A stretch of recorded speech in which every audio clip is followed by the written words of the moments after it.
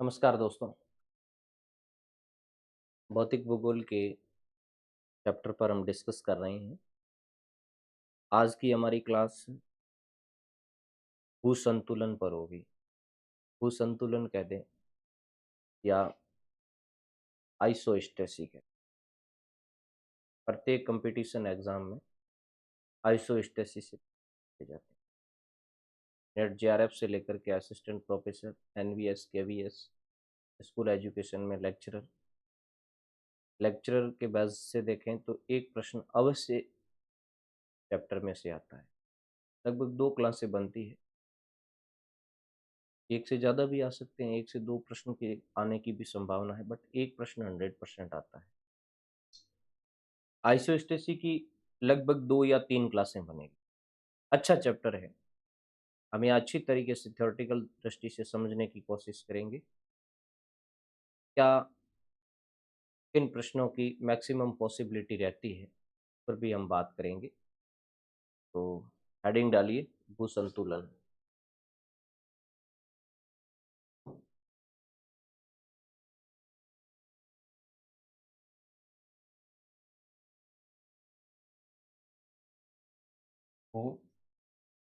भूसंतुलन।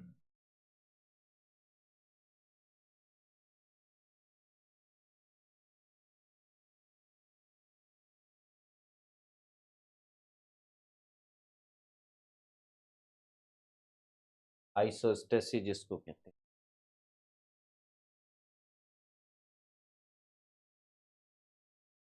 देखो, सबसे पहले हम किसी भी चैप्टर को पढ़ें, थोड़ा उनके संदर्भ में जान लें कि ये है क्या आइसोस्टेसी, फिर हम उसकी थ्योरी में जाएं।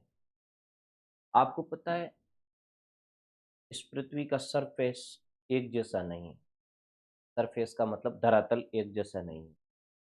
कहीं ऊपर उठे हुए क्षेत्र पर्वत है, पठार है, तो कहीं समतल भूभाग मैदान है, तो कहीं गहरी घाटियां भी हैं। समुद्र के अंदर गहरे गर्त भी पाए जाते। इसका मतलब इस पृथ्वी के धरातल पर समरूपता नहीं है उच्चावच की दृष्टि से। कहीं ऊपर उठे हुए क्षेत्र है और कहीं धसे हुए क्षेत्र है। ये घूमती हुई पृथ्वी अर्थात परिभ्रमण करती हुई पृथ्वी, इन सब के होने के बावजूद भी, अर्थात कहीं ऊपर उठा हुआ भाग है, कहीं धसा हुआ भाग है, इन सब के होने के बावजूद भी अपना संतुलन बना रखती है या संतुलन बनाए रखती है। और इस संतुलन की अवस्था को ही भूगोल के अंदर कहा जाता है आइसोस्टेसिस या भूसंतुलन। या मैं इसको यूं कहूं कि पृथ्वी पर ऊपर उठे हुए भूभाग और धंसे हुए भूभागों के मध्य पाई जाने वाली संतुलन की स्थिति ज्योग्राफी में कहते हैं भूसंतुलन। और ये संतुलन उस कंडीशंस में भी है जब पृथ्वी अपना परिभ्रमण कर रही है, पृथ्वी अपने अक्ष पर रोटेट हो रही है, उसके बावजूद ये बैलेंस बना पा रही है। एक कल्पना हम करें कि यार इतने ऊंचे उठे उठे पर्वत है और पृथ्वी इतनी तेज गति से अपने अक्ष पर घूम रही है, तो कहीं ऊपर उठा हुआ भूभाग, कहीं धसा हुआ भूभाग, इस तरीके से तो घूमती हुई पृथ्वी में इम्बैलेंस पैदा हो जाना चाहिए, असंतुलन पैदा हो जाना चाहिए। लेकिन ये पृथ्वी असंतुलन इस पृथ्वी पर असंतुलन की स्थिति नहीं बनती है। इसका मतलब कहीं न कहीं संतुलन होता है इन ऊंचे उठे हुए भूभागों और धंसे हुए भूभागों के मध्य।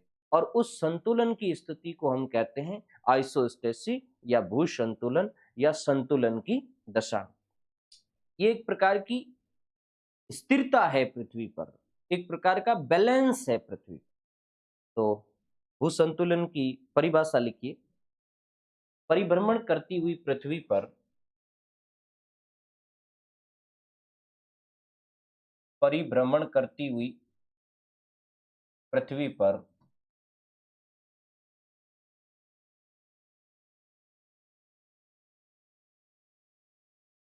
ऊपर उठे हुए एवं नीचे धसे हुए क्षेत्रों,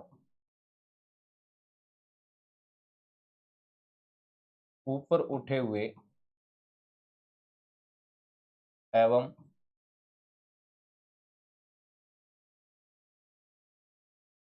नीचे धंसे हुए क्षेत्रों के मध्य धंसे हुए क्षेत्रों के मध्य पाई जाने वाली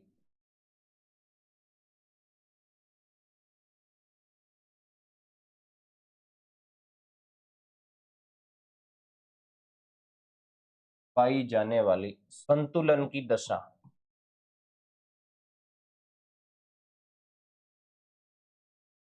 संतुलन की दशा भू संतुलन या आइसोस्टेसी कहलाता है। देखो, ऊपर उठे हुए क्षेत्र कौन हो सकते हैं? पर्वत, पठार और मैदान। थोड़ा ऊपर उठे हुए क्षेत्रों के संदर्भ में आपको समझ में आ जाना चाहिए। ऊपर उठे हुए क्षेत्र कौन है? जैसे पर्वत है, पठार है और मैदान है। जैसे यहाँ से कोई प्रश्न नहीं है, बट थोड़ी समझ आ जानी चाहिए। नीचे धसे हुए क्षेत्र कौन है? तो नीचे धसे हुए क्षेत्रों में जैसे घाटी है या गर्त है, ये नीचे धसे हुए क्षेत्र है महासागरों के अंदर। या झीलें हो गई, ये भी नीचे धसे हुए क्षेत्रों के अंतर्गत ही आती है। झीलें हो गई, महासागर होंगे, सागर होंगे, ये नीचे धसे हुए क्षेत्र। तो इन ऊपर उठे हुए क्षेत्रों और नीचे धसे हुए क्षेत्रों के मध्य जो यांत्रिक स्थिरता है, या जिसको हम स्थिरता की दशा कहते हैं, ये भू संतुलन या इसको संतुलन की दशा भी कहा जा सकता है। भू संतुलन कह दें या संतुलन की दशा भी कह सकते हैं, संतुलन की स्थिति भी कह सकते हैं। ये शब्द कहाँ से आया, इसको लेकर के भी प्रश्न पूछा जा सकता है। जो आइसोस्टेसी शब्द है, ये ग्रीक लैंग्वेज से निकल करके आया है। ध्यान रखना, आइसोस्टेसी शब्द है वो ग्रीक भाषा के आइसोस्टेसियस शब्द से बना है, जिसका हमारे हिंदी के अंदर अर्थ होता है समस्थित होना या संतुलन में होना। तो ग्रीक लैंग्वेज का एक शब्द है आइसोस्टेसियस, ये शब्द है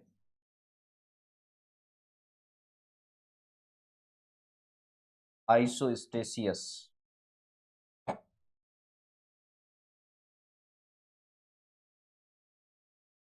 आइसो आइसोस्टेसियस, ये शब्द ग्रीक लैंग्वेज से बना है। तो यहाँ एक प्रश्न सीधा सीधा ग्रीक लैंग्वेज का बन जाएगा कि किस भाषा से आया है। और इस आइसोस्टेसियस शब्द का हमारा हिंदी अर्थ होता है समस्थित होना। ये कोई प्रश्न नहीं है, समस्थित होना या समान स्थिति में होना या संतुलन की दशा में होना। तो आइसोस्टेसिस शब्द ग्रीक लैंग्वेज आइसोस्टेसियस से बना है या से निरूपित हुआ है, जिसका अर्थ होता है समस्थित होना। देखो, यहाँ से अगली ही चीज आपके दिमाग में ये आएगी कि ये शब्द गढ़ा किसने, और इसका प्रश्न भी कई बार पूछा गया है। तो ध्यान रखना, इस शब्द का यानी आइसोस्टेसिस शब्द का पहली बार प्रयोग किया था डटन नाम के विद्वान ने 1889 के अंदर। तो जो शब्द प्रयोग है, इस संदर्भ में नीचे एरो करके लिखो, शब्द प्रयोग डटन ने किया था 1889 के अंदर। एक अमेरिकन ज्योग्राफर था डटन, एक अमेरिकन भूगोलवेता था। सुनो विद्यार्थियों, जो पुराने विद्यार्थी है उसको तो पता है, लेकिन नए विद्यार्थियों को एक मैं बात और बताऊंगा। एक विद्वान हटन और आएगा आगे, ये नाम भी आएगा। लेकिन आइसोस्टेसिस स्थिति का कनेक्शन किससे है? डटन से है, न कि हटन से। ओके, ये कंफ्यूजन मैं यहीं पर पहले दूर कर देता हूँ, क्योंकि पढ़ा हुआ नहीं होता है। फिर अपन जब एग्जाम के अंदर जाते हैं तो डटन और हटन दोनों दिखता है, तब कंफ्यूज हो जाता है। तो आइसोस्टेसी का डट करके सामना किया था किसने? डटन ने। 1889 में अमेरिकन ज्योग्राफर था। इसने एक बात बताई थी कि पृथ्वी, ये परिभ्रमण करती हुई पृथ्वी है, इस पर संतुलन की स्थिति बनी हुई है। इसके पीछे कुछ कारण है। तो उसने एक कारण के संदर्भ में अपनी बात कही थी कि भाई जो पृथ्वी पर ऊपर उठे हुए क्षेत्र है उनकी डेंसिटी यानी उसका घनत्व कम होता है, और जो नीचे धसे हुए क्षेत्र है उनकी जो डेंसिटी होती है उसकी डेंसिटी अधिक होती है। इसलिए ये बैलेंस बना हुआ है। तो ऊपर उठे हुए भाग का घनत्व कम होता है और नीचे धसे हुए भाग का घनत्व अधिक होता है। इस वजह से ये बैलेंस बना रहता है। हालांकि इन सारी बातों पर आगे डिस्कस हुआ और मैं हटन की आगे जो कंसेप्ट है उसको भी मैं विस्तार से बताऊंगा। और हटन ने ये भी कहा था कि जो सारे स्थलाकृतिक तत्व हैं, पर्वत, पठार, मैदान, घाटियां, गर्त या समुंदर, इन सब स्थलाकृतिक तत्वों का एक लाइन जो पृथ्वी के आंतरिक भाग में एक रेखा है, एक तल है, उसके ऊपर इन सब का भार बराबर पड़ता है। मैं लिखाऊंगा अभी। डटन ने ही कहा था कि एक रेखा के सारे सबका भार बराबर होगा। सबका किसका? पर्वत का भार भी बराबर होगा, मैदान का भी भार उतना ही पड़ता है जितना गर्त का पड़ता है। इसका मतलब कोई भूभाग मोटा हो गया तो वो भारी नहीं होगा।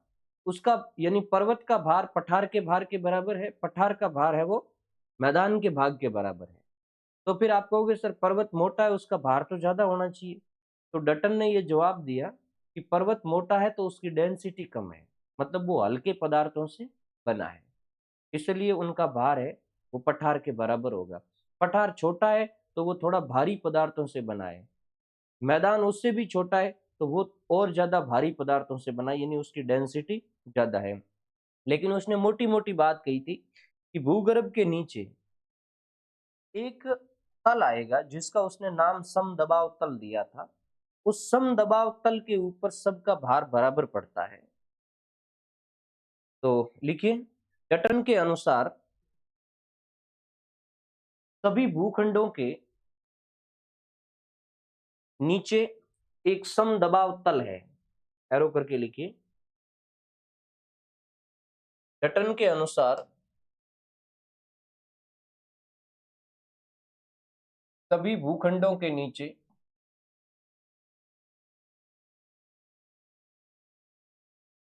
सभी भूखंडों के नीचे एक तल पर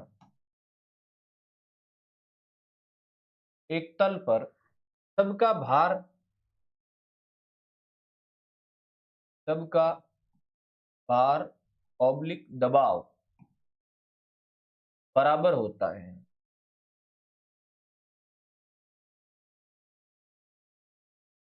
दबाव बराबर होता है। कौन कह रहा है? डटन। ये स्टेटमेंट है विद्यार्थियों, ध्यान रखना। डटन क्या कहता है कि सभी भूखंड, पर्वत, पठार, मैदान, ये भूखंड है, इन सभी भूखंडों के नीचे एक तल पर, एक तल कह दें, एक लाइन कह दें, उस लाइन पर सबका भार या सबका दबाव बराबर होता है। और उस तल का इसने नाम दिया समदबाव तल या समतोल तल या क्षतिपूर्ति तल। इसी ने कहा था समदाब तल। ये जो तल है ना, उसके लिए इसने ये शब्द यूज किया, समदाब तल, समतोल तल, समतोल तल या क्षतिपूर्ति तल। ये तीन नाम है, इन तीनों का ध्यान रखना। समदबाव तल, समतोल तल और क्षतिपूर्ति तल।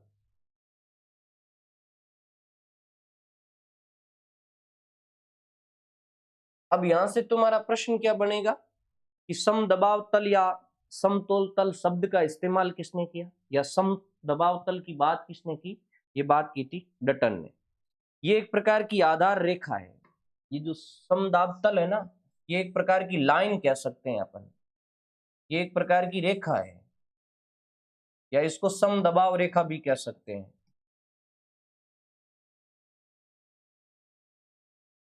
फॉर द एग्जाम्पल मैं एक डायग्राम के द्वारा आपको समझाना चाहूं तो जैसे ये एक समदबाव तल है, इसको हम कह सकते हैं समदाब तल है। इसके ऊपर अलग अलग भूखंड है, जैसे ये पर्वत है, ये गर्त है, ये पठार है, ये मैदान है, और ये समुंदर है, ये समुंदर है। ठीक है। अब अपन बात करें, जैसे इस भूखंड का यहाँ जो दबाव पड़ता है वो, और इस भूखंड का यहाँ जो दबाव पड़ता है वो, इसका यहाँ जो दबाव पड़ता है वो, और इनका यहाँ जो दबाव पड़ता है वो सब इक्वल है। इसका भार, इसका भार, इसका भार और इसका भार, सबका भार इक्वल है। ओके। तो इससे एक कंसेप्ट निकलता है विद्यार्थियों, क्या कंसेप्ट निकलता है कि ऊंचे उठे हुए जो भूभाग है इसको हम इस रूप में कह सकते हैं कि जो ऊंचे भाग है उनका घनत्व कम होगा, उनका घनत्व कम होगा, और जो नीचे भाग है उनका घनत्व अधिक होगा। नीचे भाग है उनका घनत्व अधिक होगा। ये थोड़ा सा अपने दिमाग में रखना है। ये डटन के हिसाब से भी रख सकते हैं और ये आइसोस्टेसिस के हिसाब से भी रख सकते हैं। जब ऊंचे भागों का घनत्व कम है, इसीलिए तो बहुत ऊंचा होने के बावजूद भी नीचे उतना ही भार रख रहा है जितना कम ऊंचा भाग रख रहा है। तो कम ऊंचे भाग का घनत्व अधिक है, इसीलिए तो वो भार है वो ज्यादा डाल पा रहा है उस ऊंचे उठे हुए भूभाग से। तो ऐसी कंडीशंस में एक समदबाव तल, यहां से मैं दो चीजें आपको समझाना चाहता हूं कि समदबाव तल क्या है। समझ में आ गया? वह तल, प्रयोग किसने किया? डटन ने। वह तल जिस पर ऊंचे उठे हुए भूभाग और कम ऊंचे अर्थात नीचे धंसे हुए भूभागों का बराबर दबाव पड़ता है या बराबर भार पड़ता है। ये बात किसने कही? ये बात कही थी डटन ने। फिर इससे एक चीज साबित होती है कि भाई सबका भार बराबर है, तो डटन के अनुसार ऊंचे उठे हुए भूभागों का डेंसिटी कम होना चाहिए और कम ऊंचे अर्थात नीचे भागों की डेंसिटी है वो अधिक होनी चाहिए। ये बात आपके समझ में आ गई होगी। उसके बाद में एक शब्द आता है भूसंतुलन समायोजन या भूसंतुलन समंजन, उस पर भी अपन डिस्कस कर ले, फिर आगे बढ़े। एक शब्द है भूसंतुलन समायोजन। भूसंतुलन समायोजन कह दें या समंजन।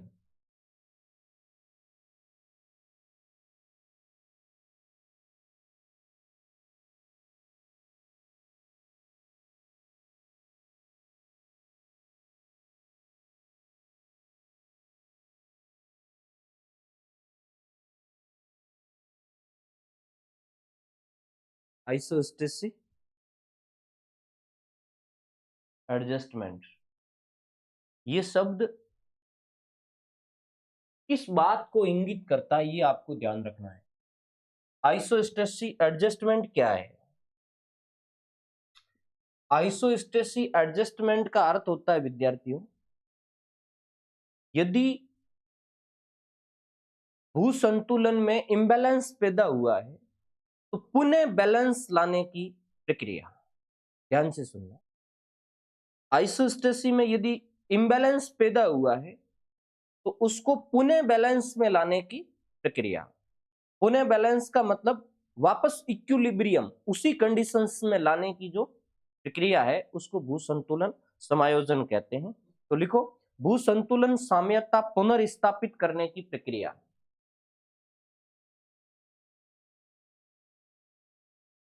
भूसंतुलन साम्यता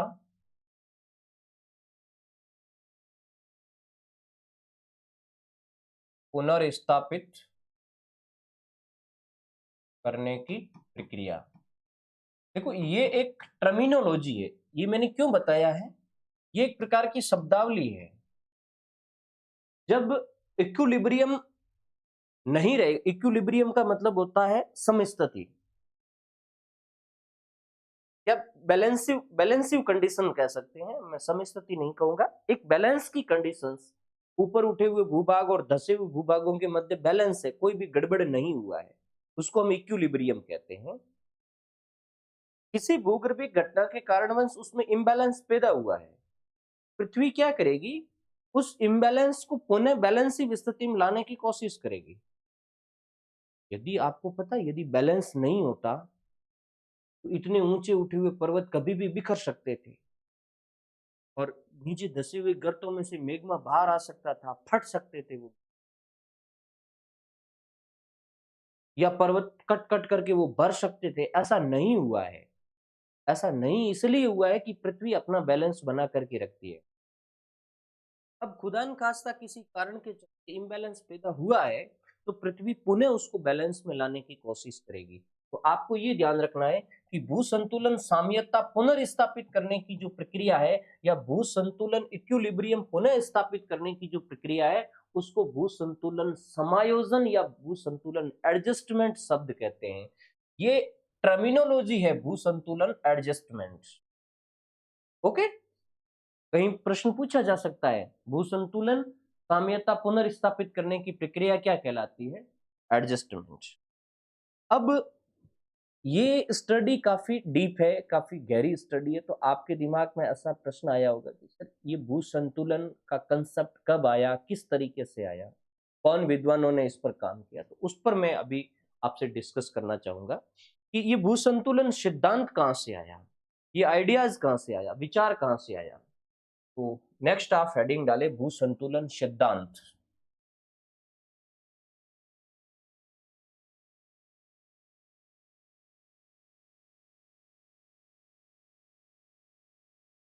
भू संतुलन सिद्धांत। देखो, इन पर अलग अलग विद्वानों ने काम किया है कि पृथ्वी किस तरीके से बैलेंस बनाती है, किस तरीके से ऊपर उठे हुए भूभागों की डेंसिटी कम होती है या नहीं होती है। इस पर बहुत समय से काम होता आ रहा है। सबसे पहले एक फ्रांस का विद्वान था पियरे बुगेर, आपने नाम सुना हो। उसने स्टडी की टिम्बो एंडीज पर्वत की, वहां से ये विचार पैदा हुआ भू संतुलन समायोजन का। उसके बाद में एवरेस्ट ने भी काम किया हिमालय पे, फिर प्राट ने भी स्टडी की, एरी ने भी की, स्कैनन ने भी की, एफर्ड बोवी ने भी की, होम्स ने भी की, जॉली ने भी की, अलग अलग विद्वानों ने की। हम सब विद्वानों का देखेंगे किसने क्या आइडिया दिया, लेकिन इसकी जो हिस्ट्री है उस हिस्ट्री के बारे में दो चार बातें आपसे लिखें। तो भू संतुलन पर जो सर्वप्रथम आइडिया या सर्वप्रथम विचार था वो फ्रांस के विद्वान पियरे बुगेर ने दिया था। तो लिखो, सर्वप्रथम विचार,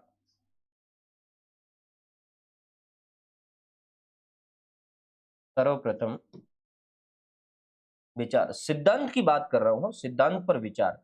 यूं तो आइसोस्टेसी शब्द था वो तो डटन ने दिया था, लेकिन भू संतुलन के सिद्धांत पर सर्वप्रथम जो काम किया था वो 1735 से 45 में फ्रांस के विद्वान पियरे बुगेर ने किया।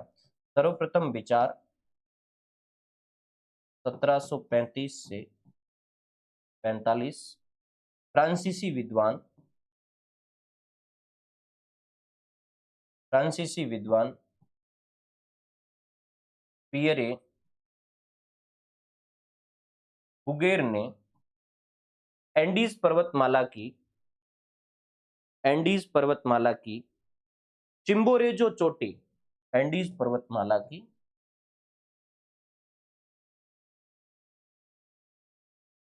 चिम्बोरेजो चोटी के भू सर्वेक्षण के दौरान रखा, के भू सर्वेक्षण के दौरान रखा। ये चुंबकीय सर्वेक्षण भी कह सकते हैं या भू सर्वेक्षण लिख दो। चिम्बोरेजो चोटी के भू सर्वेक्षण के दौरान रखा। नीचे एरो करके लिखो। पियरे के अनुसार, पियरे के अनुसार चोटी साहुल को उम्मीद से कम मात्रा में आकर्षित करते थे। फुगेर के अनुसार या पेरे के अनुसार चोटी साहुल को उम्मीद से कम मात्रा में आकर्षित करते थे। देखो विद्यार्थियों, एक विद्वान था पियरे बुगेर। उसने एंडीज पर्वतमाला की एक चोटी का अध्ययन किया, चिम्बेरोजो चोटी का। वो वहां अक्षांश निर्धारण के दौरान भूचुंबकीय सर्वेक्षण कर रहा था। पृथ्वी के चुंबकीय आकर्षण की सहायता से अक्षांशों का निर्धारण कर रहा था। तो निर्धारण करते वक्त उन्होंने पाया कि जो नीचे की सरफेस है वो साहुल को, जो उपकरण होता है चुंबकीय सर्वेक्षण का, उस साहुल को नीचे का एरिया ज्यादा आकर्षित करता है, और उसी अक्षांश पर जब हम ऊपर जाते हैं या उसके पैरेलल हम ऊपर जाते हैं तो ऊपर का एरिया होता है वो कम आकर्षित करता है। अब ये प्रश्न ऐसा नहीं आएगा कौन आकर्षित करता है कि नहीं आकर्षित करता है। माना कि जैसे ये एक ही अक्षांश है, इस एक अक्षांश पे ये कोई स्थान स्थित है, ये ए स्थान है इसी अक्षांश पे है, और ये बी स्थान इसी अक्षांश पे है। पियरे बुगेर ने कहा कि भाई अक्षांश सेम है तो आकर्षण भी सेम होना चाहिए, यहाँ जो आकर्षण है वही आकर्षण यहाँ होना चाहिए, क्योंकि ये तो ऊपर हो गया, क्या हो गया, अक्षांश तो सेम है। लेकिन उसने कहा कि जो नीचे धसा हुआ क्षेत्र है या जो नीचे का क्षेत्र है वहां का आकर्षण तो है ज्यादा, वहां का आकर्षण ज्यादा है, और मैं चोटी के ऊपर गया तो चोटी के ऊपर आकर्षण कम है। वहां से ये बात निकल करके आई कि ऊंचे उठे हुए क्षेत्र और नीचे धसे हुए क्षेत्रों में जो चुंबकीय आकर्षण होता है वो कम होता है। इसका मतलब उनकी डेंसिटी में फर्क होगा, इसका मतलब उसके घनत्व में फर्क होगा, और वहीं से ये बात निकल करके आ गई। फिर उनकी स्टडी होनी शुरू हुई। फिर 1859 के अंदर जॉर्ज एवरेस्ट ने गंगा मैदान की स्टडी की। तो नेक्स्ट आप एरो करके लिखो, इस पर विचार, इस सिद्धांत पर काम करने वाले विद्वानों में अगला नाम आता है जॉर्ज एवरेस्ट का।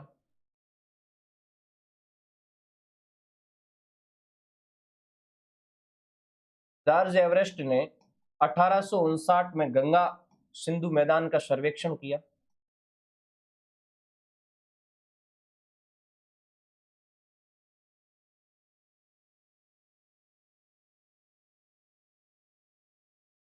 ठीक है, यानी एक स्टडी तो हो गई पियरे बुगेर की सबसे पहली स्टडी, और उसके बाद जॉर्ज एवरेस्ट ने 1859 में गंगा सिंध मैदान का सर्वेक्षण किया। सर्वेक्षण किया मतलब अक्षांश निर्धारण का काम किया था। इन्होंने गंगा और सिंधु मैदान में अक्षांश निर्धारण के लिए कार्य किया। इन्होंने दो विभिन्न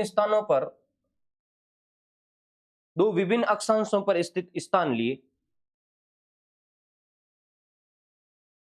जिनके बीच में लगभग 5 डिग्री अक्षांश का डिस्टेंस था। और फिर उसकी उन्होंने स्टडी शुरू की। आपने दो नाम सुने होंगे, कल्याण और कल्याणपुर। अब मैं जॉर्ज एवरेस्ट के संदर्भ में आपको बताने की कोशिश करूंगा कि किस तरीके से जॉर्ज एवरेस्ट ने यह मुद्दा छेड़ा आइसोस्टेसी का, और उसके बाद इस पर दुनिया के बहुत सारे विद्वानों ने काम किए। तो उसने, जॉर्ज एवरेस्ट ने दो स्थानों का अक्षांश निर्धारण किया। एक तो कल्याण जो हिमालय के नजदीक स्थित था,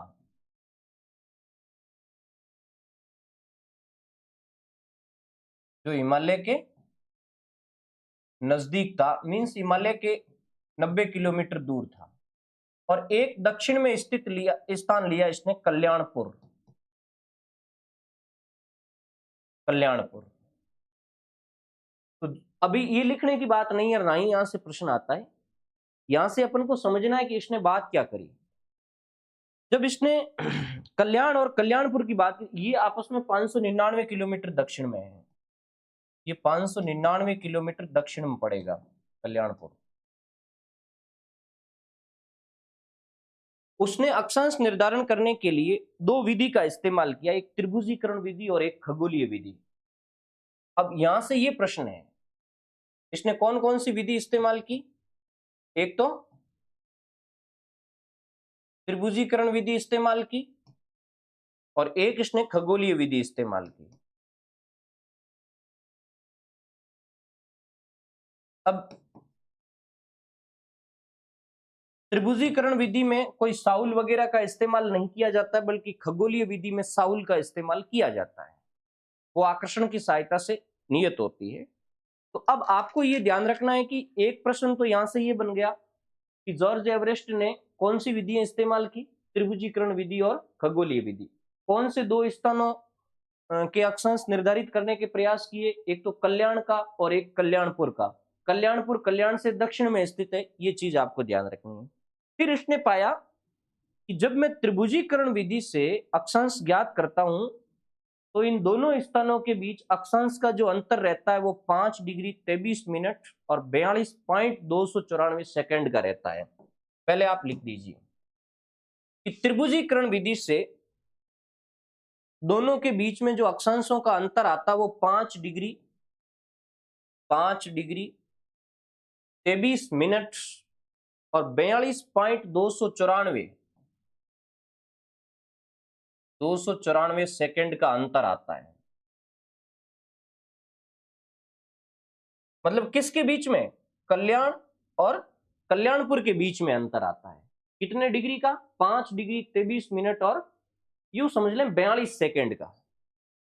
जब उसने खगोलीय विधि से ज्ञात किया कि खगोलीय विधि से ये दोनों स्थान कितने दूर है, तो उसमें अंतर आया 5 degree 23 minute 37.058 second. 5 degree 23 minute 37.058 second का अंतर आया। किसके बीच में? कल्याण और कल्याणपुर के बीच में। अब विद्यार्थियों एक नया मुद्दा छिड़ गया कि भाई कल्याण और कल्याणपुर, माना कि ये है, वो यूं समझ लें कि 30 डिग्री पे है। माना कि हो 30 ना 25 समझ लें, माना कि ये 25 डिग्री पे है, 25 डिग्री नॉर्थ पे है, माना कि हो, क्योंकि एग्जिट मुझे भी पता नहीं है। माना कि ये 25 डिग्री पे है, तो जब आप त्रिभुजीकरण विधि का इस्तेमाल करोगे तो ये जाएगा तुम्हारा, यदि आपने त्रिभुजीकरण विधि का इस्तेमाल कर दिया तो ये तुम्हारा चला जाएगा 30 डिग्री 23 मिनट और 42.294 सेकेंड। और यदि आपने खगोलीय विधि का इस्तेमाल कर लिया तो ये जाएगा आपका 5 डिग्री आगे बढ़ा दें, 30 डिग्री 23 मिनट और 37.058 सेकेंड का। अब भाई ये दोनों स्थान है, इसके बीच में अक्षांश तो बराबर होने चाहिए, चाहे आप किसी भी विधि का इस्तेमाल करो, लेकिन ये गैप आ गया, अंतर आ गया। अब इन दोनों विधियों में अंतर कितने का आया? ये एक अच्छा प्रश्न है। त्रिभुजीकरण विधि और खगोलीय विधि, इन दोनों विधियों में अंतर कितने का आया? दोनों विधियों में अंतर आया, और वो दोनों विधियों में अंतर आया था 5.236 सेकेंड का। 5.236 सेकेंड का। और इसने पूरी दुनिया में मसला पैदा कर दिया। आपको इसलिए 5.236 कहां से लाए? यहां 37 है और यहां कितने हैं? 42 है। तो लगभग ये 5 का गैप तो ये रह ही गया, और ये जी 58 है और ये 294, तो 5.236 के लगभग गैप रह गया। और इस अंतर ने सिद्धांत देना शुरू कर दिया, या इस अंतर को विद्वानों ने सिद्धांत के रूप में प्रतिपादित करना शुरू कर दिया। तो अब यहां से अपन देखते हैं कि इसके संदर्भ में और कौन कौन से विद्वान थे जिन्होंने इस पर स्टडी करनी शुरू की। तो उसके बाद में प्राट आता है और इस मामले को हाथ में लेता है कि भाई ये अंतर आया कैसे। तो उसने अपना आइडिया दिया। प्राट के बाद एरी ने भी अपना आइडिया दिया। प्राट ने दिया था पहले, वैसे एरी ने सिद्धांत दिया था, उसके बाद प्राट ने दिया था। एरी ने दिया था 1859 में और प्राट ने दिया था 1869 में। तो एरी ने मत दिया, फिर प्राट ने मत दिया, फिर स्कैनन आ जाता है, फिर एफोर्ड और बोवी आ जाता है, फिर जोली, आर्थर, होम्स, लाइन लग जाती है। लेकिन जिस भी तरीके से लगे, जिसकी भी लाइन लगे, हमें पढ़ना है। अब जो इस स्टडी से रिलेटेड प्राट की स्टडी को मैं पहले लेता हूं। हाँ, सिद्धांत एरी ने पहले दिया है, लेकिन मैं प्राट को पहले पढ़ाता हूं ताकि प्राट से फिर आप एरी का जो अंतर निकालने की कोशिश करोगे तो अच्छी तरीके से समझ में आएगा। फिर ये जो 5 डिग्री और 23 मिनट 5.236 का अंतर आया, इस अंतर को लेकर के विभिन्न विद्वानों ने अपने आइडियाज दिए कि क्या हो सकता है। तो प्राट ने एक आइडिया दिया कि भाई यदि हिमालय का घनत्व 2.72 माना जाए, यानी आसपास की चट्टानों के समान ही माना जाए, तो ये अंतर 15.800 और 85 सेकेंड का आना चाहिए, ऐसा उन्होंने बोला था। ये कोई प्रश्न नहीं बनेगा, मैं सिंपल ही कह रहा हूं कि प्राट ने अपनी स्टडी करके कहा कि यदि हिमालय की डेंसिटी को 2.7 मान लिया जाए तो ये अंतर तो 15.885 आना चाहिए, जबकि ये अंतर है वो कम आया है, 5 आया है। इसका मतलब हिमालय का आकर्षण है वो कम है। यदि हम ज्यादा डेंसिटी मानते हिमालय की तो आकर्षण ज्यादा होना चाहिए, अंतर ज्यादा होना चाहिए, जबकि ये अंतर कम आया है। अंतर कम आया है, इसका मतलब इसकी जो डेंसिटी है हिमालय की, वो डेंसिटी कम है। उसने कहा कि इसके पीछे एक लॉजिक तो ये हो सकता है कि या तो हिमालय की डेंसिटी 2.72 नहीं है, जो एवरेज ऊपरी सियाल की प्रॉपर्टी है उसके अकॉर्डिंग नहीं है, या हिमालय कम घनत्व वाले पदार्थों का बना है, ये भी हो सकता है। और ये भी हो सकता है कि हिमालय खोखला भी हो। ये 2-3 बातें इसने कही थी और फिर उसने अपने आइडियाज दिए कि हो सकता है कि एक कंपेंसन लेवल है, एक क्षतिपूर्ति तल है, जिसके ऊपर ये जो ऊपर उठे हुए भूभाग है इनकी डेंसिटी अलग अलग पाई जाती है। ऊपर उठे हुए क्षेत्रों की डेंसिटी हो सकता है कम होगी और नीचे धसे हुए क्षेत्रों की डेंसिटी हो सकता है अधिक होगी। जो बात डटन ने कही थी उसी को इसने सहारा लेकर के आगे बढ़ने की कोशिश की है। तो आप सीधा लिखिए प्राट की संकल्पना। ये जो अभी मैंने बताया है ये मैं सब लिखवा दूंगा।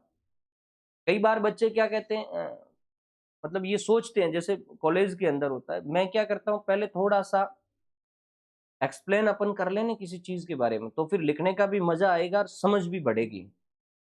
आप इतनी जल्दबाजी मत करिए, कोई भी चीज मैं समझा रहा हूं, समझ में आ रही है तो बेटर है, नहीं तो मैं बाद में उसको लिखवाता भी हूं। तो अब आप सीधा आ जाइए प्राट की संकल्पना।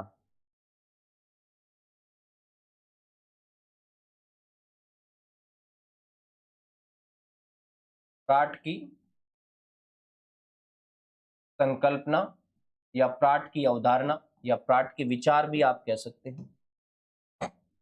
प्राट ने जो अपना कंसेप्ट दिया था वो दिया था 1869 में।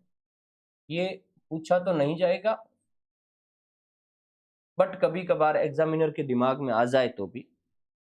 देखो, इसने कल्याण और कल्याणपुर का जो जॉर्ज एवरेस्ट की स्टडी थी, जॉर्ज एवरेस्ट का जो अध्ययन था उस पर इसने भी अध्ययन किया और इसने कहा कि कल्याण और कल्याणपुर के बीच में यदि आपका अंतर 5.236 अर्थात 5.236 आया है तो ये तो नए प्रश्न पैदा कर देगा। तो उनसे पूछा कि भाई नया प्रश्न क्या पैदा कर देगा? तो कि माना कि पूरी पृथ्वी की डेंसिटी को बराबर मान लिया जाए, सरफेस की जो ऊपरी भाग है धरातल का, चाहे वो मैदान का ऊपरी भाग है, चाहे वो पठार का ऊपरी भाग है या हिमालय का है, जिसका भी है, हम यदि सियाल का डेंसिटी पूरे का एक मान लें, चाहे वो सियाल महाद्वीप की सॉरी चाहे वो सियाल मैदान की है, चाहे वो सियाल पठार की है, चाहे वो सियाल पर्वत की है, उसकी सारी की डेंसिटी हम एक मान लें, तो उससे पूछा कि भाई कितनी मान लें? तो उसने कहा कि यदि मैं 2.7 मान करके ये कैलकुलेशन करूं तो ये अंतर आना चाहिए 15.885 सेकेंड का, लेकिन ये अंतर कम आया है।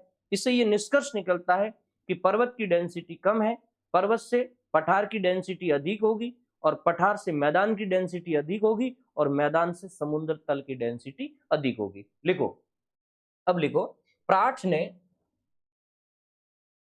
हिमालय का घनत्व, प्राट ने हिमालय का घनत्व 2.7 मानकर गणना की,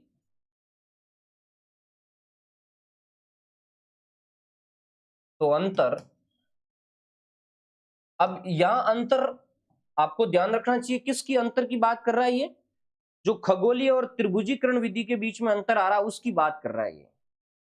तो अंतर 15.885 सेकेंड बताया, 15.885 सेकेंड बताया, 15.885 सेकेंड बताया, जबकि जबकि दोनों का अंतर कम था। कितना था? अंतर था 5.236, 5.236 सेकेंड था। ये तो कम है, तो प्राट ने कहा और लफड़ा होगा। तो फिर प्राट ने अपने आइडियाज दिए, विसंगति के कारण बताए, प्राट के अनुसार विसंगति के कारण। फिर नेक्स्ट लिखो, प्राट के अनुसार विसंगति के कारण। तो प्राट ने कहा भाई 2-3 कारण हो सकते हैं। नंबर 1, या तो हिमालय का घनत्व 2.7 नहीं है। उसने कहा हिमालय का घनत्व विसंगति के कारण हो सकते हैं, ऐसे लिखना हो, विसंगति के कारण हो सकते हैं। क्या? कि हिमालय का घनत्व 2.7 नहीं है, एक तो ये हो सकता है। दूसरी चीज, हिमालय में कम घनत्व वाले पदार्थ है, तो ये भी हो सकता है कि हिमालय का घनत्व कम है।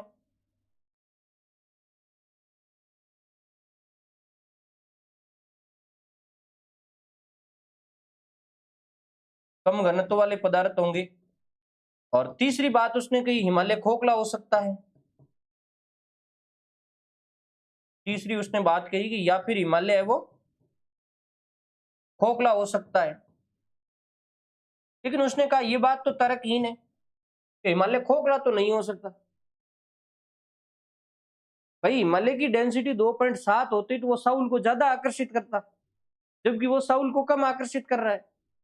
कम आकर्षित कर रहा है तभी तो अंतर है वो 5.237 आ रहा है, जबकि आना चाहिए, वो कह रहा है कि 2.7 मान करके करूं तो आना चाहिए 15.885। तो क्या हो सकता है? तो हिमालय की डेंसिटी कम होगी, स्वाभाविक है, वो कम हल्के पदार्थों का बना होगा, या फिर हिमालय खोखला हो सकता है, तो खोखला तो नहीं हो सकता। तो फिर उसने अपनी आइडियाज दिए कि इन सब तर्कों के आधार पर उसने निष्कर्ष निकाला।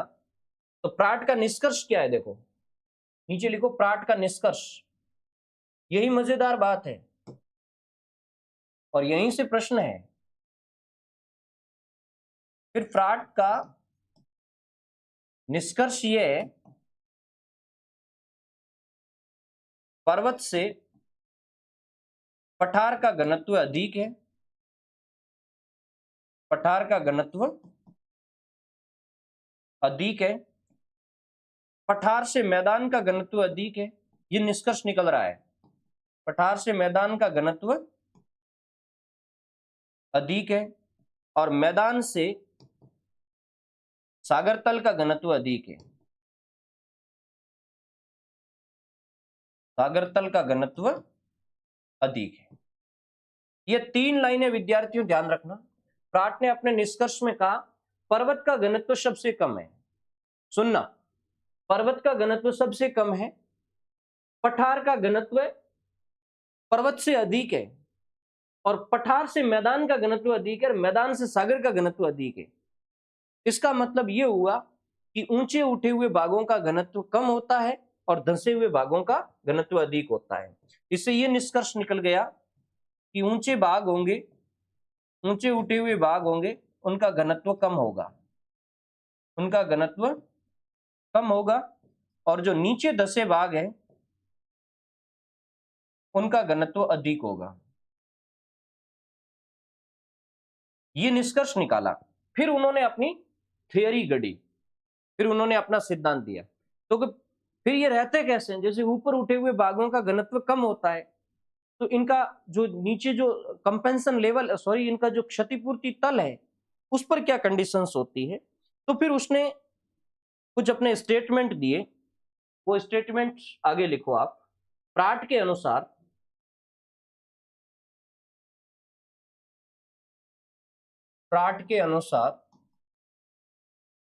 फिर यहां से मैं आपको कुछ स्टेटमेंट दे रहा हूं।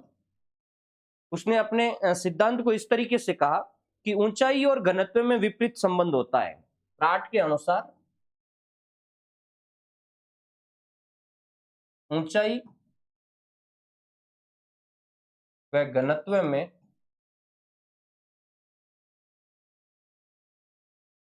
विपरीत संबंध होता है।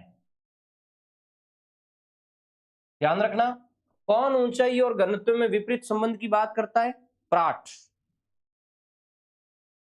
लाइन देख लेना, क्योंकि ये सीधा सीधा प्रश्न है।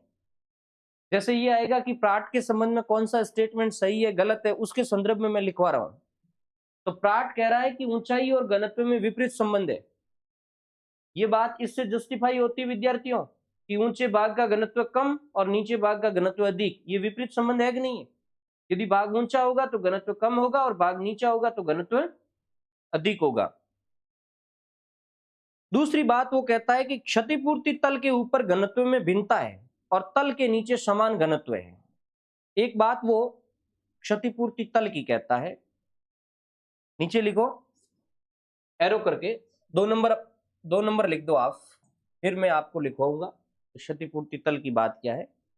वो 2 नंबर में लिखो क्षतिपूर्ति तल के ऊपर घनत्व में भिन्नता है। प्राट कहता है क्षतिपूर्ति तल के ऊपर घनत्व में भिन्नता है तथा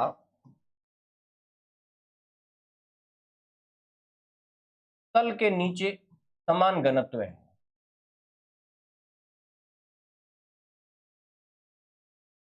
तल के नीचे समान घनत्व है। ये एक नया शब्द आ गया विद्यार्थियों, क्या? क्षतिपूर्ति तल। सुनना ध्यान से। अब वो कह रहा है कि पर्वत का घनत्व कम, पठार का घनत्व अधिक, मैदान का घनत्व उससे अधिक, सागर तल का घनत्व और अधिक। तो फिर ये कहां तक इनके घनत्व में वेरिएशन होगा? प्राट से आप पूछो कि कितनी गहराई तक इनके घनत्व में वेरिएशन आएगा, घनत्व में भिन्नता कहां तक आएगी। तो प्राट ये कहता है विद्यार्थियों कि इस भूगर्भ के अंदर एक ऐसा तल है, एक ऐसा लेवल है, एक ऐसी जगह है जिसका नाम उसने क्षतिपूर्ति तल दिया। ये एक रेखा के रूप में आप मान सकते हैं। तो यहां से एक प्रश्न आएगा कि क्षतिपूर्ति तल की अवधारणा किसने दी? ये प्रश्न आएगा कि क्षतिपूर्ति तल की अवधारणा किसने दी है? प्राट ने दी है। गजब का प्रश्न है ये। प्राट कहता है कि भूगर्भ में एक तल है, एक लेवल है, एक छत है, एक लाइन है, जिसके ऊपर पर्वत, पठार, मैदान, घाटियां, समुद्र तल, ये सब उसके ऊपर अलग अलग घनत्व रखते हैं, और उस तल से नीचे जाओगे तो सबका घनत्व बराबर है। वहां पर्वत, पठार, मैदान अलग अलग है ही नहीं।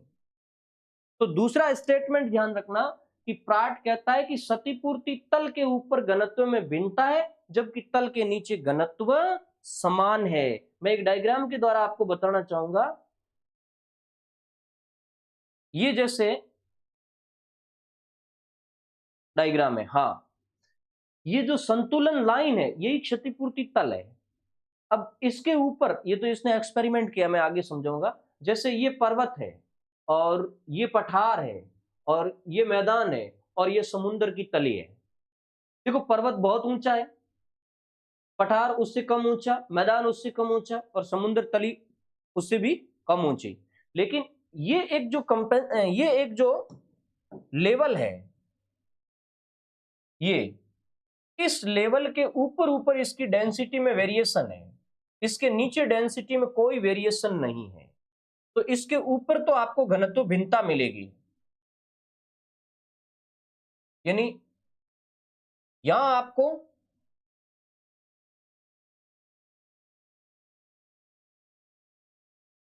तो आपको घनत्व में भिन्नता मिलेगी, इससे ऊपर की साइड में।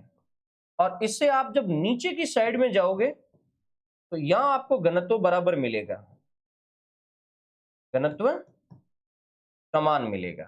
ओके, तो ये स्टेटमेंट समझ में आ गया कि क्षतिपूर्ति तल के ऊपर घनत्व में भिन्नता है और तल के नीचे समान घनत्व पाया जाता है। तो वैसे तो एक बात तो ये हो गई कि क्षतिपूर्ति तल की संकल्पना किसने दी? प्राट ने। क्षतिपूर्ति तल के ऊपर प्राट घनत्व में भिन्नता बताता है, सही है। क्षतिपूर्ति तल के नीचे समानता बताता है, सही है। फिर इसने एक एक्सपेरिमेंट किया विद्यार्थियों, किसने? प्राट ने। और आपको समझाने के लिए कि किस तरीके से क्षतिपूर्ति तल के सहारे विभिन्न डेंसिटी के स्थल खंड, विभिन्न घनत्व के स्थल खंड एक दूसरे से भिन्न भिन्न ऊंचाई रखते हैं, और क्षतिपूर्ति रेखा के ऊपर उन सब का भार बराबर पड़ता है, और उसके नीचे पूरा पूरा एरिया है वो समान घनत्व का है, और ऊपर भिन्न भिन्न घनत्व का है। तो नीचे एरो करके लिखो, एक स्टेटमेंट और लिख दो, उसके बाद मैं इसका एक्सपेरिमेंट समझाऊंगा। नेक्स्ट स्टेटमेंट लिखो, ऊंचा स्तंभ कम घनत्व और नीचा स्तंभ अधिक घनत्व रखता है। तीसरा स्टेटमेंट लिखो,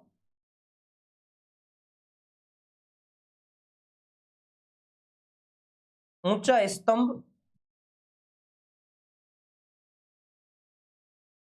कम घनत्व व नीचा स्तंभ अधिक घनत्व रखता है। ऊंचा स्तंभ की बात करें, जैसे पर्वत, पर्वत कम घनत्व रखेगा, और नीचा स्तंभ जैसे सागर तली। ये आपको कि सर ये स्तंभ शब्द कहां से आ रहा है? स्तंभ तो जैसे पर्वत, पठार, मैदान ये सब स्तंभ है।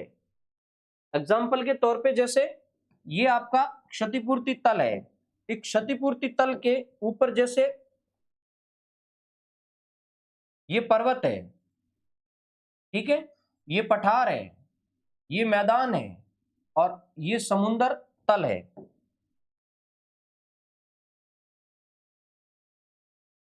ये और ये जो एरिया है ये आपका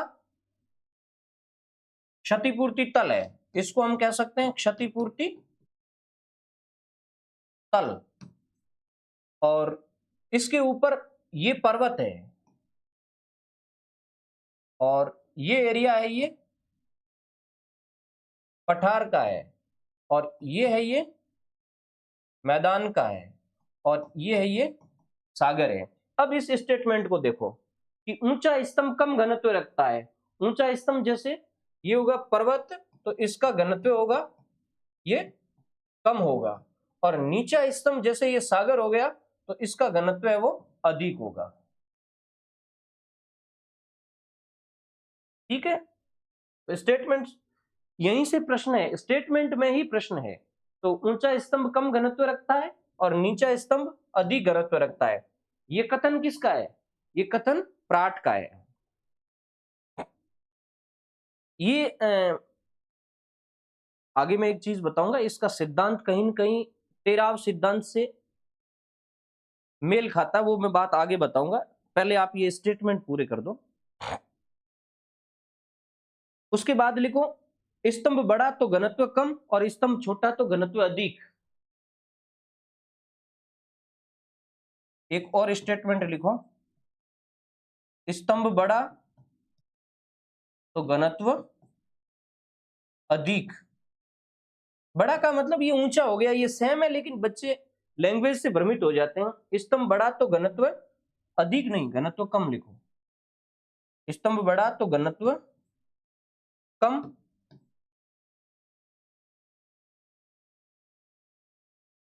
स्तंभ छोटा तो घनत्व अधिक।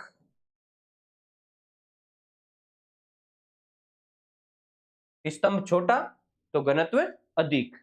तो देखो, आकार और डेंसिटी में विपरीत संबंध है। इसको अपन यूं यूं देख सकते हैं, आकार व घनत्व में विपरीत संबंध। ये भी एक स्टेटमेंट बन जाता है। ऊंचाई और घनत्व में भी विपरीत संबंध है, जबकि आकार और घनत्व में भी विपरीत संबंध की बात करता है कौन? प्राट। इसके अलावा इनका एक स्टेटमेंट, इनके संबंध में एक स्टेटमेंट लिख दो, परिवर्तित घनत्व के स्तंभ की अवधारणा। पांचवा लिखो,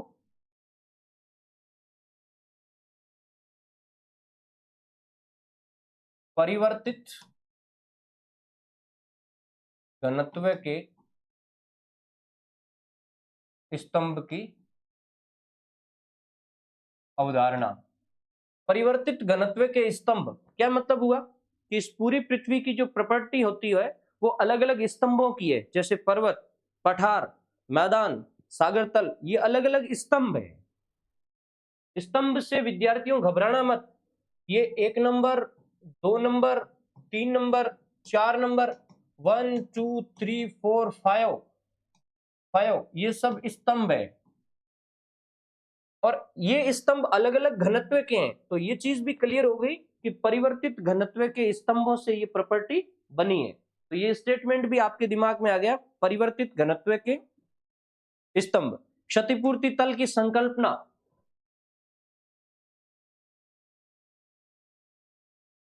क्षतिपूर्ति तल की संकल्पना, ये बात तो पहले भी आ चुकी है, बट मैं आपको ये क्लियर करवा दूं कि भाई क्षतिपूर्ति तल का संबंध भी प्राट से है, ये बात आप मान के चलना, जिसको लेवल ऑफ कंपेंशन कहते हैं।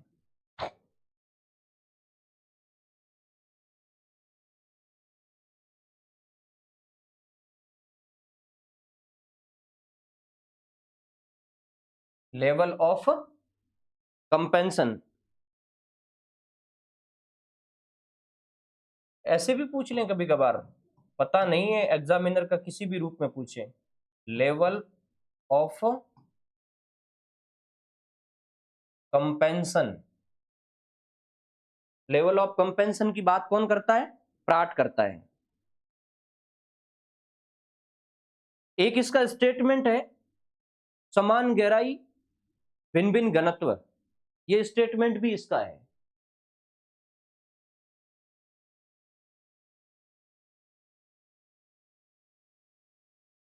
समान गहराई भिन्न भिन्न घनत्व। अब इस स्टेटमेंट को ऐसे समझे कि सारे जो कंपेंशन लेवल होगा उसके ऊपर उनकी गहराई सबकी बराबर हो जाएगी।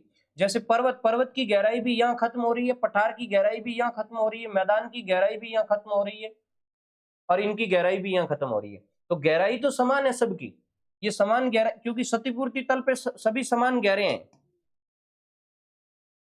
इनकी गहराई है वो समान है। लेकिन आप इनकी देखिए, कम डेंसिटी और अधिक डेंसिटी, तो घनत्व में भिन्नता है, घनत्व भिन्न है। तो ये स्टेटमेंट भी प्राट का है, समान गहराई और भिन्न घनत्व है। देखो घनत्व भिन्न है लेकिन भार समान है, ये भी एक स्टेटमेंट बनता है।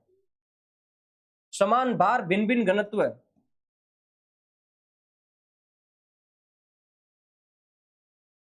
समान भार भिन्न भिन्न घनत्व है। देखो यहां गहराई समान है और इसी एरियाज में इस पर भार भी बराबर पड़ रहा है, भार भी समान है।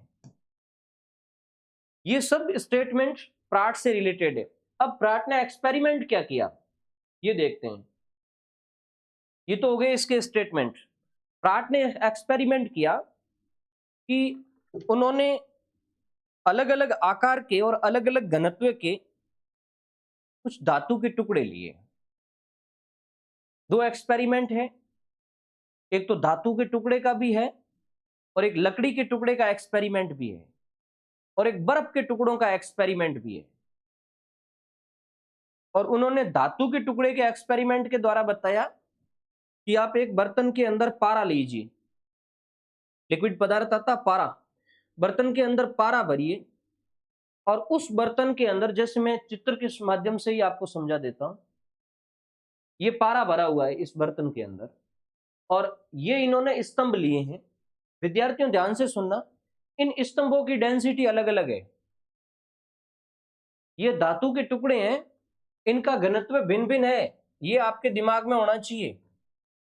तो उन्होंने क्या किया, भिन्न भिन्न घनत्व के टुकड़े लिए लेकिन उन सब का वजन समान रखा। ये जो धातु के टुकड़े हैं ना, धातु के टुकड़े, इनका घनत्व सबका अलग अलग है लेकिन भार सबका समान रखा। ये इनके धातु के टुकड़ों की विशेषता है। अब आपको सर घनत्व भिन्न भिन्न है तो भार समान कैसे आएगा? भार समान उस कंडीशंस में आएगा कि जिसका घनत्व ज्यादा है उसकी लंबाई कम कर दो। तो भार को समान रखने के लिए उसने क्या किया कि जो कम घनत्व वाला टुकड़ा था, कम घनत्व वाला टुकड़ा था, उसकी लंबाई ज्यादा बना दी और जो अधिक घनत्व वाला टुकड़ा था उसकी लंबाई कम कर दी। ओके, बात समझ गया? ये शीशा है, मैं इसको इस रूप में बोलूं कि ये शीशा है, ये भी 5 केजी का है और लोहा है, ये भी 5 केजी का है और एंटीमनी है, ये भी 5 केजी की है और जस्ता है, ये भी 5 केजी का है। अब बराबर भार के टुकड़े को तुम पारे के ऊपर डालोगे तो उसका वजन तो सबका बराबर पड़ेगा, तो एक लेवल पर जाकर के वो सब खड़े हो जाएंगे, उसके नीचे वो भिन्न भिन्न नहीं होंगे। तो वो जो कंपेंसेशन लेवल है, वो जो क्षतिपूर्ति तल है, उसके ऊपर उन्होंने अलग अलग धातु के टुकड़े लिए। धातु के टुकड़ों की क्या विशेषता रखी? उसकी डेंसिटी भिन्न थी और भार समान था। जैसे ही आपको डेंसिटी भिन्न रखने और भार समान रखने की बात आएगी तो आपके धातु के टुकड़ों की लंबाई अलग हो जाएगी। ये अधिक लंबा होगा, अधिक लंबा होगा। ध्यान से सुनना, जब अधिक लंबा है तो उसकी डेंसिटी कम हो जाएगी, लंबाई अधिक है तो घनत्व कम हो जाएगा। इसकी लंबाई थोड़ी कम हुई तो इसका घनत्व बढ़ा, इसकी लंबाई और कम हुई तो इसका घनत्व बढ़ा, इसकी लंबाई और कम हुई तो इसका घनत्व बढ़ा। देखो लंबाई और घनत्व में भी विपरीत संबंध है, ये मैंने पूर्व में आपको एक स्टेटमेंट में लिखाया था, क्या नहीं लिखाया है? ये है ना, ये पढ़ा देखो। ऊंचा स्तंभ, ऊंचा स्तंभ को अपन इस रूप में भी लिख सकते हैं, लंबा स्तंभ, ऊंचा कह दें या लंबा कह दें। लंबा स्तंभ कम घनत्व है, अर्थात लंबाई और घनत्व का भी विपरीत संबंध है। इसको आप इस एंगल से भी ले सकते हैं विद्यार्थियों, लंबाई व घनत्व में विपरीत संबंध है। इस एंगल को, इसको आप ऐसे भी पढ़ सकते हैं, ऊंचा स्तंभ मतलब लंबा स्तंभ और कम घनत्व, और नीचा स्तंभ मतलब कम लंबा स्तंभ और अधिक घनत्व। तो फिर उसने क्या किया, एक्सपेरिमेंट में ये किया कि पारे से भरे हुए बर्तन के अंदर धातु के भिन्न भिन्न घनत्व के टुकड़े डुबोए अंदर, भिन्न भिन्न घनत्व रखा और ऊंचाई भी भिन्न भिन्न रखी। भिन्न भिन्न घनत्व, भिन्न भिन्न ऊंचाई, ध्यान से सुनना, ये स्टेटमेंट भी इसका है। भिन्न भिन्न घनत्व और भिन्न भिन्न ऊंचाई, भिन्न भिन्न घनत्व तथा भिन्न भिन्न ऊंचाई। ये बात सारी चित्र से समझ में आती है। ऊंचाई भी अलग अलग है और घनत्व भी अलग अलग है, लेकिन गहराई सबकी बराबर है। इसमें तीन चीजें निकल करके आ रही है कि अधिक घनत्व वाले टुकड़ों के साथ ये होगा कि जिस टुकड़े का घनत्व कम होगा उसकी लंबाई ज्यादा होगी। ओके, जैसे पर्वत, और जिसका घनत्व अधिक होगा उसकी लंबाई कम होगी। जैसे यहां शीशा है, लेकिन उस एंगल से देखो तो मैं सागर तल। ये उसका एक्सपेरिमेंट था। तो विभिन्न आकार और घनत्व के धातु के टुकड़ों से एक्सपेरिमेंट किया। पानी के अंदर उसने लकड़ी के टुकड़े भी डुबोए। ये तो केवल धातु की बात करी। यदि पारे की जगह पानी भर दो और ये सब लकड़ी के अलग अलग टुकड़े ले लो, जिसका भार बराबर होना चाहिए और उसकी ऊंचाई है वो अलग अलग होनी चाहिए। भार बराबर और ऊंचाई अलग अलग, तो फिर लकड़ी की अलग अलग टाइप की लकड़ी लेनी पड़ेगी जिसकी डेंसिटी अलग हो। नीम की ले ली, खेजड़ी की ले ली, उसकी डेंसिटी अलग अलग होनी चाहिए, वजन सबका बराबर होना चाहिए, तो हाइट उसकी अलग अलग हो जाएगी। या फिर उसने बर्फ के टुकड़े भी लिए। बर्फ के टुकड़ों से भी आप एक्सपेरिमेंट करवा सकते, बट बर्फ के टुकड़ों का यहाँ उसने प्रयोग नहीं किया, यहाँ केवल कास्ट का इस्तेमाल किया है। ठीक है,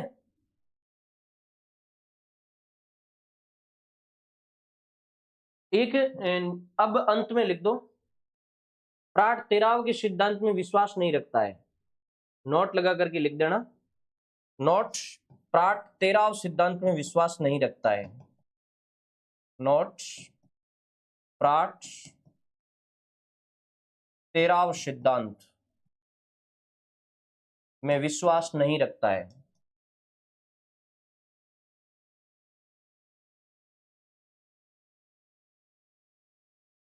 आपको सर तेराव सिद्धांत क्या है?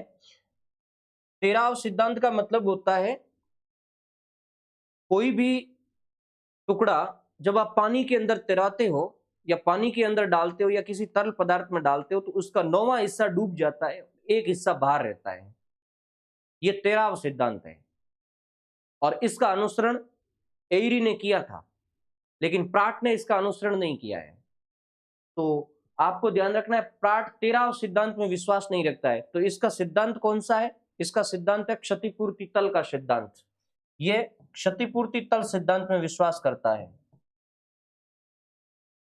ये क्षतिपूर्ति तल नियम में विश्वास रखता है। तेराव सिद्धांत के अंदर ऐसा होगा कि किसी भी स्थल खंड को आप डुबोगे तो उसका 9वां हिस्सा डूब जाएगा और एक हिस्सा बाहर रहेगा। जैसे एयरी ने कहा है कि भाई पर्वत को तुम डुबाओगे तो पर्वत का एक हिस्सा बाहर है और 9 हिस्से डूबे हुए हैं। पठार के भी 9 हिस्से डूबे हुए और एक हिस्सा बाहर है। तो इसका मतलब जो लेवल होता, जो लाइन होता, उसके नीचे गहराई भी तो उसकी अलग अलग हो जाएगी। जबकि प्राट ने कहा ऐसा नहीं। अब यहाँ केवल इतना ही ध्यान रखो, प्राट ये कहता है, प्राट तेराव सिद्धांत में विश्वास नहीं रखता है, प्राट क्षतिपूर्ति तल के नियम में विश्वास रखता है। तो ये होगी आपके प्राट की संकल्पना। उसके बाद एयरी की संकल्पना आएगी। हालांकि ये क्लास थोड़ी लंबी हो गई है, अब एयरी आपको अच्छा समझ में आएगा, उसको मैं अगली क्लास में समझाऊंगा। बहुत अच्छी क्लास है, आप आराम से पढ़िए, समझिए। इसको यदि आपने एक बार समझ लिया और खुद के नोट्स अपने तरीके से बना लिए तो दुनिया की कोई ताकत नहीं आपको इनके प्रश्न सही करने से रोकने की। धन्यवाद।